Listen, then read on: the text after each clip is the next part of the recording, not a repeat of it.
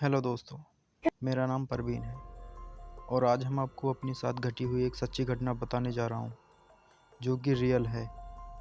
मेरा मुकाबला एक खूनी दरिंदे से हुआ था। दोस्तों, मैं मुंबई में काम करता था। वहाँ 1 डेढ़ साल रहने के बाद मेरे पिता की डेथ हो गई, तो मैं घर चला आया। मेरे घर में मेरे पिताजी और माताजी रहती थी। उसके बाद मेरे पिता के डेथ होने के बाद मेरे घर में सिर्फ मेरी माँ थी। फिर उनके देखभाल करने वाला और कोई नहीं था, सिर्फ मैं ही घर में था और मेरी माँ भी काफ़ी बूढ़ी हो गई थी। तो कुछ दिन के बाद मेरी माँ ने मेरी शादी कर दी। उसके बाद मेरी बीवी आ गई और मेरी माँ मेरे घर में मेरी बीवी और मेरी माँ ही रहते थे और मैं काम करने वाला था। लेकिन मैं अब दोबारा शहर नहीं जाना चाहता था, क्योंकि अगर मैं शहर चला जाऊँगा तो मेरे घर की देखभाल कौन करेगा। मेरी बीवी भी अभी नई है, तो इसीलिए वो ज़्यादा बाहर नहीं जा सकती। तो इसीलिए मैंने आसपास में ही काम ढूंढने लगा। मेरे घर से 8 किलोमीटर पर एक मार्केट है। वहाँ जब मैंने काम जाके ढूंढने लगा, तो वहाँ पे मुझे एक कपड़े की दुकान पे नौकरी मिल गई। वो नौकरी 9,000 रुपये की थी और 12 घंटे का काम था। 9,000 रुपये महीने की सैलरी थी और 12 घंटे काम करना था।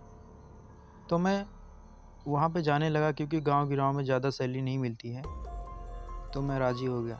अब यहाँ से ये था कि हम अपने घर का भी देखभाल किया कर सकते थे और काम भी कर सकते थे। तो ऐसे ही गुजारा चल रहा था, मेरा डेली का रूटीन हो गया था। अब मुझे काम पे आते जाते लगभग 1 डेढ़ महीना निकल गया था। सुबह 9 बजे दुकान पे पहुँच जाता और रात को 9 बजे वहाँ से निकल पड़ता था। आते आते मुझे घर तक लगभग 8-10 बज जाते थे। तो एक दिन ऐसे ही दुकान से रात को 9 बजे निकला था। उस दिन मौसम काफ़ी ख़राब था, बारिश काफ़ी ज़ोरों की हुई थी। उसके बाद थोड़ी थोड़ी हल्की हल्की बारिश हो रही थी और आसमान में काले बादल छाए हुए थे और कहीं दूर दूर तक कुछ नहीं दिख रहा था। तो दुकानदार ने मुझे कहा, भाई आज तो दिक्कत है आपको जाने के लिए।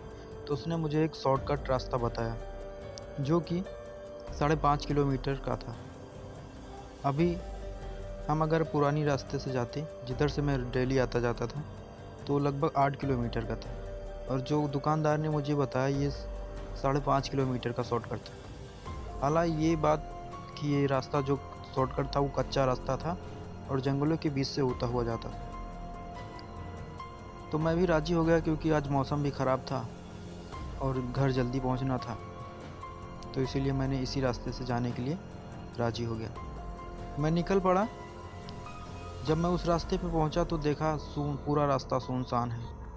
ये देखकर थोड़ा मुझे डर लगा, लेकिन मुझे घर जाने की जल्दी थी, इसीलिए बिना मैं कुछ सोचे ही रास्ते पे चल रहा था। मेरी साइकिल जो थी वो पुरानी थी।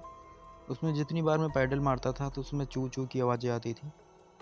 उस सुनसान रास्ते पे सिर्फ मेरी पैडल की ही आवाज़ थी, या तो फिर कीड़े और मकोड़े की आवाज़ें गूंज रही थी।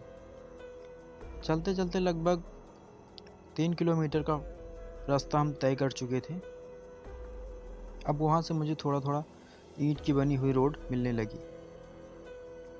वहीं पे बगल ही एक कब्रिस्तान था, जो मुस्लिम का था। मैं उस कब्रिस्तान से गुजर ही रहा था कि तभी मुझे गुर्राने की आवाज़ सुनाई पड़ी।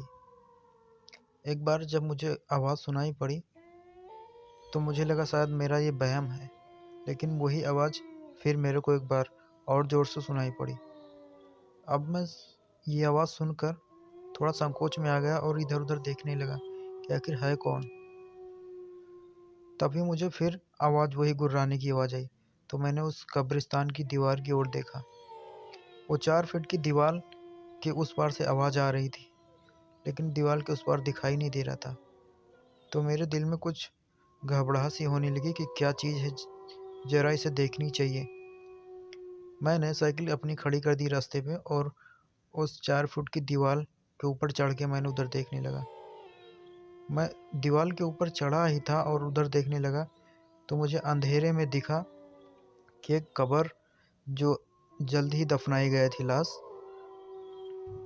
उसमें से वो लाश आधी बाहर निकली हुई थी और कपड़े उपड़े उसके जो लगे हुए थे वो फटे हुए थे।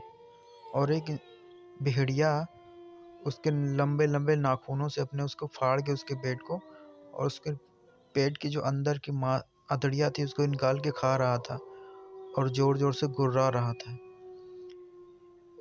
उसके शरीर में, जो भेड़िया था उसके शरीर में पूरे लंबे लंबे बाल और लंबे लंबे नाखून और दांत भी बड़े बड़े थे। वो देखकर मैं डर गया। मेरे मुंह से आवाज़ निकलने ही वाली थी कि तभी मैंने अपने मुंह को दबाया और अपने आप को कंट्रोल किया।